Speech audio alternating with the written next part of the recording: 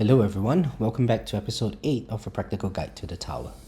So it's been a while since I made a video on this series, and quite frankly I'm not sure whether or not I wanted to make this video, but I think having done a few live streams, it seems to be the case that there would be a demand for it, so here we go. But before we get there, let's just do a quick recap of what the various episodes in this series has covered. So in episodes 1 and 2, we looked at the economy considerations, as well as economy ultimate weapons. In episode 3, we looked at the crowd control and damage ultimate weapons. In episode 4, it was a collab video with many other players in this game, where we looked at the popular farming strategies as of version 26.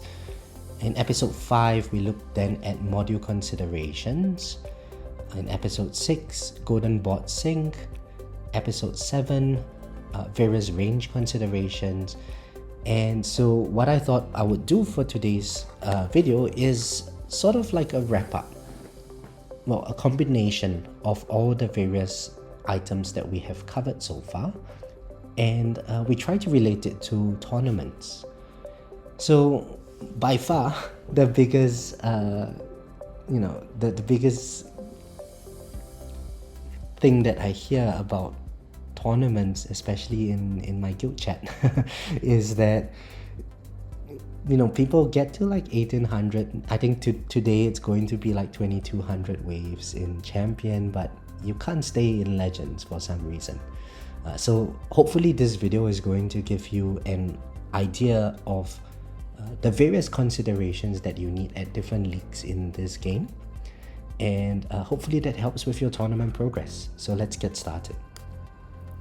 So before I begin, I guess it's worth mentioning that whatever I'm about to say, it's just my own opinions. It's not going to be the only way to progress in this game, and you should ultimately play the game the way you like to. Now anyway, so let's talk about the road to legends, right? And let's start off with a quote from Sun Tzu in The Art of War. So the quote goes, "If you know your enemy and you know yourself, you need not fear the result of 100 battles. If you know yourself but not the enemy, then for every victory gained, you will also suffer a defeat. If you know neither the enemy nor yourself, you will succumb in every battle." So what does this tell us? Well, it tells us that we need to know ourselves, and we also need to know our competition as well as the enemies, right? So let's start off by just addressing a more intimate question that all of us have, which is our relationship with our tower. So we first need to know the strengths and weaknesses of our tower, right? Are we heavy on damage, heavy on EHP, or heavy on econ? Now clearly, if you are heavy on damage, then battle conditions that favor EHP, for instance, no thorns resistance, or more enemies, or increased enemy attack speed, it's probably going to be a bit harder for you to work with if you have damage. Now if you favor EHP, then Thorn's battle condition is the obvious one that's going to be very difficult for you. And of course, if you focus a lot on econ, then in general your damage and your EHP might be a little bit weak. So you're going to have to know the ultimately what's the strength and weakness of your tower. Now on top of that, we also should care about module levels and sub-module effects.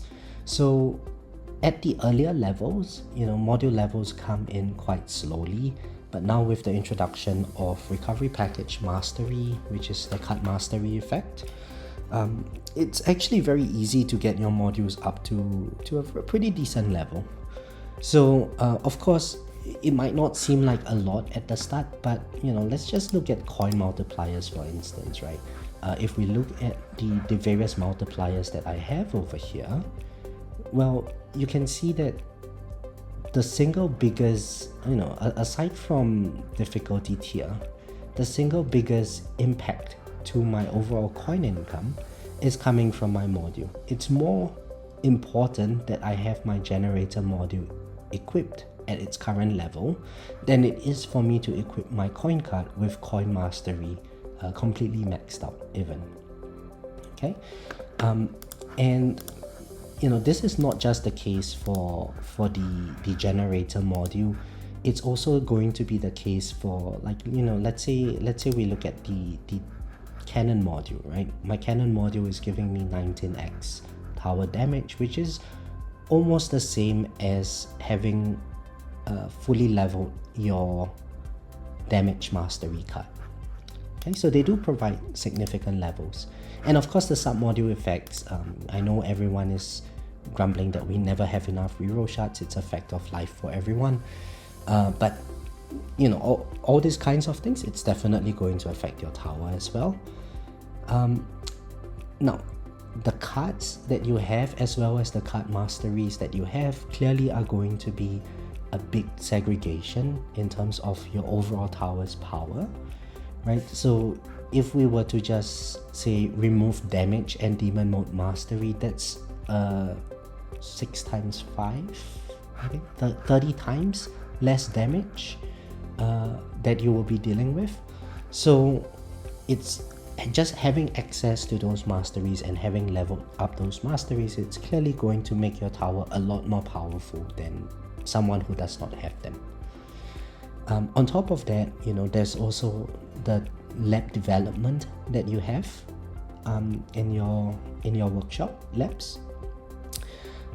Clearly, if someone has more lab development than you do, they are going to be able to just have more passive damage, right? So if we just go to my labs over here, see my crit factor and damage labs, they are not maxed out. Clearly someone who has maxed out these labs is going to have more damage than me passively. And finally, and I think this is the most important thing, is we have to be a bit realistic in knowing how good our tower is based on the amount of spending that we have in this game. Now, I'm not saying that spending money is bad or spending money is good and you should spend money.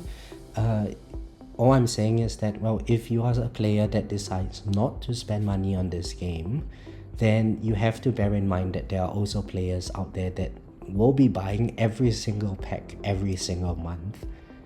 And clearly, they are going to have a lot more stone income than you do, which means that their progress is going to be taking a different trajectory to yours.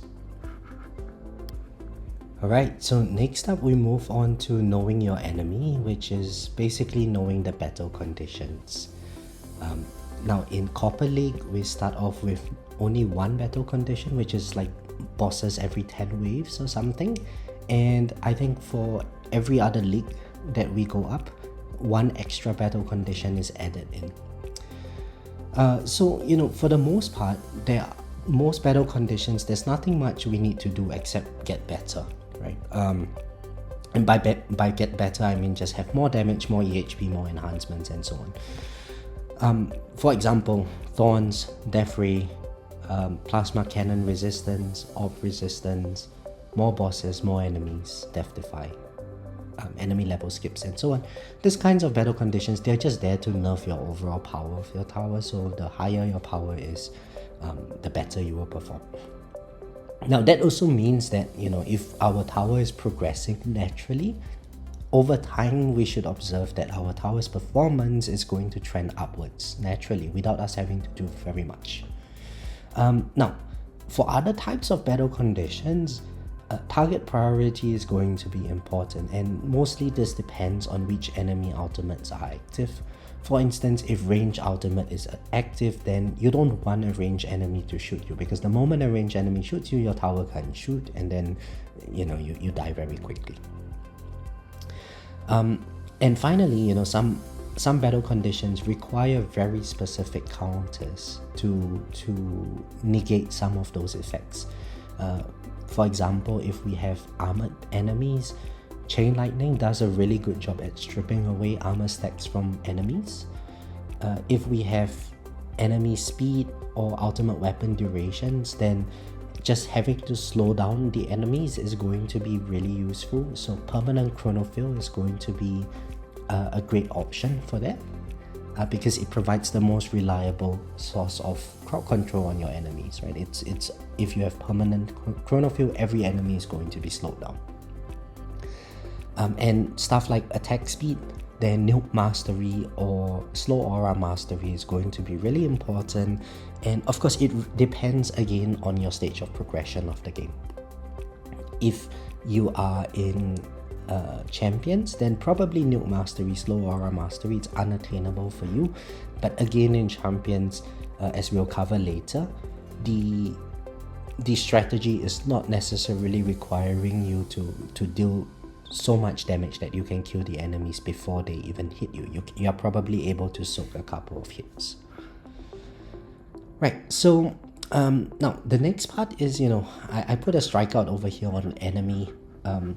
We shouldn't think of each other as enemies, right? We should just think of each other as the competition. So this is from one of the earlier tournaments. I believe it's 2 or 3 weeks ago now. And what we can see from this two graphs over here, so on the left hand side we have the Champions League performance, and on the right hand side we have a truncated version of Legends League performance. Now what we can see, if we look at the light blue region on Champions League, we'll see that the mode or the median and mode of this distribution is going to be somewhere around the 2000 to 2200 wave count region. And what this tells us is that if you are the top position in champions, majority or 50% of the distribution is able to achieve a top champions rank with about 2000 to 2200 waves. Okay. Of course, you can see that there's some skewness towards the right, but there is really no need. If you're already in rank 1, then you're at rank 1. Getting more wave count to get rank 1 is not necessary as well. But if we look to the right now, we will see that, amongst these players on the left that rank 1 in champion, they are probably going to enter into Legends League in the subsequent tournament. And we look at the same bracket, and we see that in Legends League, if we look at the dark red version, that is where you are position 15, I think below 15. Most of the wave count happens around wave 200-ish. Okay, so what this tells us is that, players who enter Legends League from Champions League, they are doing very well in Champions League, which means you are able to achieve like 2000-ish waves in Champions. And then suddenly you enter into Legends, and for whatever reason, you are only able to hold 200 waves. Now, so why is it so difficult in Legends?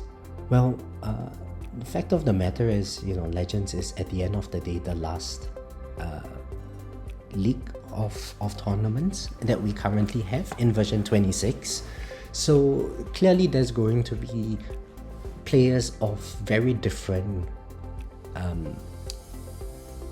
tiers of power in this league playing. But let's just look at the basics, right? If we move into Legends, there is an extra battle condition that we would experience. So it's more likely that we are going to get another sort of battle condition that has some sort of resistance. Maybe say Thorns resistance or Orc resistance or something like that. And what this basically does is it just requires more stat requirements from us in order to even play in Legends. On top of that, it's also, we are in a higher tier, it's tier 14 instead of tier 11, so the base of the enemies, more damage, more health from our enemies, it's just going to make things a bit harder. Now, because enemy damage is higher, it's going to make EHP, I guess, fall off very quickly once we enter into Legends. And the reason for that is, we are just not able to face tank enemies too much, right? In the lower leagues, it might be a bit easier for us. We can sort of get away with just letting the enemies smack us a little bit more and relying on thorns to kill them. But the moment you enter into Legends, because enemies hit you for a very sizable chunk of your health, you are no longer able to sort of rely on that kind of strategy. So put differently, your wall breaks much earlier, and because of the way EHP works, we need time to charge up our death wave for wall health, for just our tower health, and consequently our wall health as well. Because enemies deal so much more damage very early on, we don't really have the luxury of time to charge up the death wall, our death wave health bonus. So the playstyle in itself is going to place much more emphasis on damage. Now, if we look at where most of the damage comes from, it is mostly tied to stones. Because if we look at our ultimate weapons, the damage ultimate weapons all cost stones. So what we can take away from this is that EHP is largely going to be tied behind labs, whereas when we move to a higher tier, damage is going to be tied behind stones. And not only that, because enemies are a lot harder to kill, just having raw damage alone is not necessarily going to be able to kill them. We also require very high synergies between our ultimate weapons, and that is going to again put more emphasis on stones. Okay, and so clearly that's going to result in the largest variance in player strengths amongst all the leagues, because people at the top have an insane amount of stones. So even where I'm at, I can't remember what's my lifetime stones now, so where I'm at over here, this is probably only like 60% of the way to what an endgame player would have. And you might find yourself in a much lower position in terms of stones, but that is okay. Alright, so let's talk about how we can, I guess, derive a strategy on how to rank up in this game. Now, so let's first consider the case where you are a player that spends money on stones. Now, if you are one of these players, then at least in version 26, the best way to go about progressing in this game is to just pump up your chain lightning. So why is that the case? Let's just dissect this a little bit. Now, I know in the earlier episodes I might have given you the impression that you should always focus on your economy, and for the most part economy is a safe option. It's safe in the sense that we acquire all of these resources now, so that in future, if the game pivots into a particular direction, we have the resources available to be able to switch into that meta. Now, if you are a player that is going to be considering spending every month religiously the 5 stone packs and the 2 in-game packs on this game, then you are generally going to be in abundance for your stones. Now, when that happens, you probably want to rank up very quickly so that you can, get to a higher league, get better tournament rewards, and that's going to sort of reward you for your spending on this game. Now, how do we go about doing that as efficiently as possible? Well, the fact is, at the end of the day, we all need a little bit of damage. So the cheapest ultimate weapon currently is going to be Chain Lightning. And with Chain Lightning, or when we talk about just dealing damage, the damage that we have over here, this number, at the early game is going to be a relatively small number. Now, even though this is a small number, that's okay. Another way we can acquire damage is by just making this multiplier here a very large number. Okay, and so that's what we are going to do. Essentially, we are going to sacrifice a bit of efficiency in the way that we use our stones by having a very low base damage. We are going to sort of negate that low base damage by having a high base multiplier on our Chain Lightning. Now, when you do that, suppose you got your Chain Lightning multiplier to be like 2000-ish X damage, you are going to be tearing through a lot of enemies, right? Even though it's a small number here, small number times a big number here, it's still going to be a very big number that you deal to your enemies. And that's going to, in general, carry you through all the ranks very, very quickly. Now, because you will also be moving through the ranks very quickly, and because of the way damage is tied mostly to your stones, you don't really need to be too efficient with your labs. So your labs and your econ can sort of take a backseat. So you don't really need too much investment in Deathwave, GT, Black Hole until you get to a point where you are ready to start pushing for card masteries. And generally you will know when this point happens. If you are, you have completed the tier 14 milestone or something, probably by then your Chain Lightning is going to be very well developed already. You then want to funnel your stones into lowering your Deathwave cooldown, increasing your Deathwave quantity, lowering your GT cooldown, increasing your GT bonus and duration. You probably want to have your Black Hole pretty decent as well, and of course the econ labs will then become more important at that level. And once you have that, you are basically going to prepare your tower for GT Plus, so that when you unlock your card masteries, you can unlock your damage masteries very quickly with the stones, and your econ will sort of be in a position where, with sufficient GT Plus, you are able to afford the masteries, and you can sort of rank up very quickly that way. So in that sense, the emphasis on econ is not going to be too important in the early game. Instead, you should focus more on say getting a very decent Chain Lightning, so that you can just breeze through all the earlier leagues. Now, let's move on to the case where you are not spending on stones. If you choose not to spend on stones, then because again damage is tied mostly behind stones, you just have to understand that your damage is not going to be very good. On top of that, because you're also not spending on stones, your econ is going to be extremely important for you. And the reason for that is as follows. If you funnel your stones into econ, that is going to allow you to afford your labs. It's allowing you to afford your workshop upgrades. And with labs and workshop upgrades, it means that your EHP has the potential to be very on point. And so that's the strategy that you can choose to follow. Right? If you are not spending much on stones, just go EHP. EHP is going to carry you all the way into the middle leagues of Champion very easily. Okay, so what you want to do is you spend your stones on econ.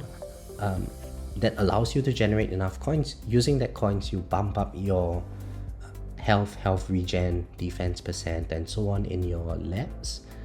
You then focus on your wall labs, your EHP related labs, and all at the same time you are also focusing on econ, just so that you are preparing yourself well for a transition into a damage related build down the line. Now, what I would not suggest if you are in this position is to care too much about your Chain Lightning. And the reason is as follows. Over the years that I've played this game, the meta has shifted many times, and quite often one thing that is really good in this current version is not necessarily going to be very good in the next version. I can still remember a couple of years ago, Chain Lightning was extremely bad, that it needed a couple of buffs in order to be where it is today. And it's not going to be the case that Chain Lightning might still be the best strategy or the best ultimate weapon when you eventually get to a position where you can transition into Legends. Now, because your stone income is going to be relatively low by not purchasing stones, then you pumping your stones into something that might not be meta eventually is probably a very inefficient use of your stones, and so you should probably pump the stones into econ, and eventually when you are ready to make the transition into damage, you can then figure out which is the meta ultimate weapon in that version, and then pivot your tower in that direction instead. So now when should you or how should you go about figuring out when to make this transition and so on? So before Champions League and all the way up to, I guess, when you reach 1,000 waves in Champions, just focus entirely on econ. All your econ that you get, you use that for whatever relevant upgrades that you can make in your workshops. Okay, and people always say that, well, I've run out of things to upgrade. Maybe your health regen, defense percent is full. In that case, funnel your stones into your level skips. Okay, in your level skips, if just getting them to a high percentage is going to extend your wave count by a very large amount. Now, if you still don't have any issues with the coins at this stage, then focus on your enhancements as well. And enhancements, between enhancements and level skips, it's just going to soak up all of your spare coin. So recap, you will go into EHP farming by funneling your stones into econ, and then using that econ to funnel your EHP to get even stronger EHP. At some point, say you reach like 1,000 waves-ish in Champions, you're noticing that you are actually ranking pretty decently in Champions League. Maybe the bar might change by the time you watch this video, or by the time you are in the new Champions League down the line, but the concept would be pretty similar. Right? At some point, you will then notice that, well, your econ, you're in a pretty decent position, maybe 100 seconds Death Wave, 100 seconds GT, Black Hole 50 seconds, you've got a decent MVN and so on. Now, when that time happens, then it's ready for you to start considering the transition into Legends League.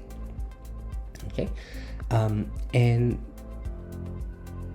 so let's go back to the battle conditions tab.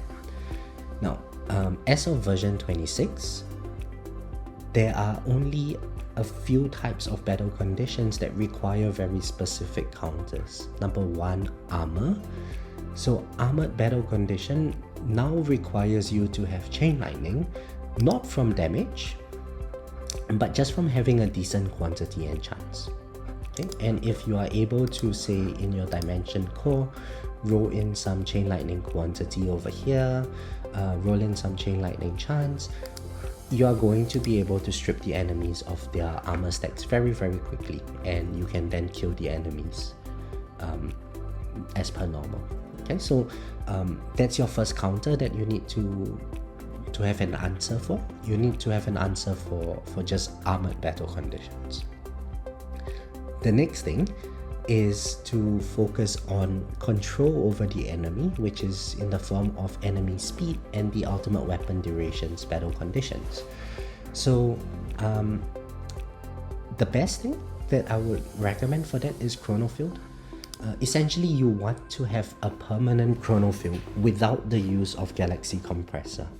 And the reason for that is because the moment even with Galaxy Compressor, there is a chance in later wave counts that your Chronofield falls, and when your Chronofield falls, you are basically dead because the enemies will just smash into your tower and your second wind pops. So what you want to do is to have a duration of 1 minute on your Chronofield and 1 minute cooldown. Speed reduction, if you are able to hit about 50% or so, it should be enough to carry you into wave 200-ish, 300-ish in Legends pretty comfortably.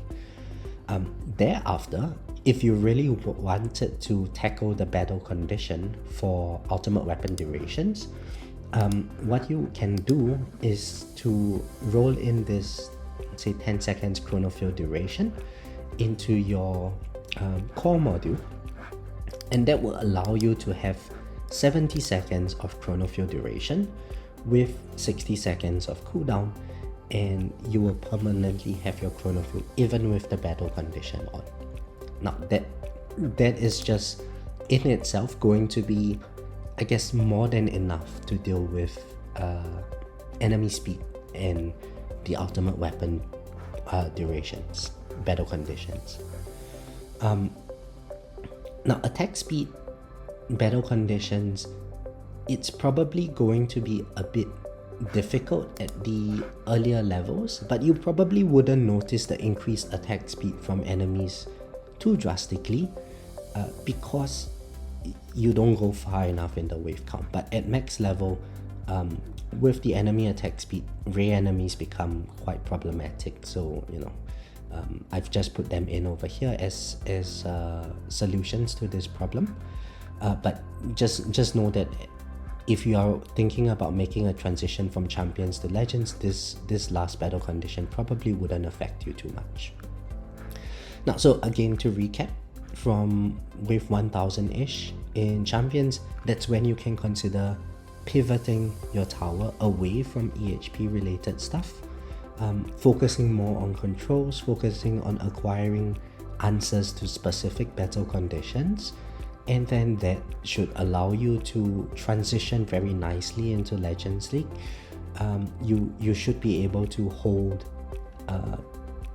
pretty decent performance in Legends League and hopefully not bounce between champions and legends too much.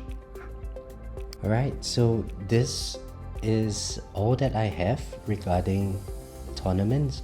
Hopefully the content of today helps you digest all of the earlier episodes and helps you pave a roadmap for, depending on your playstyle, a road into Legends League. And I hope to catch you all there soon. So with that being said, if you like the content, do remember to like and subscribe, and I'll catch you guys in the next video. Bye!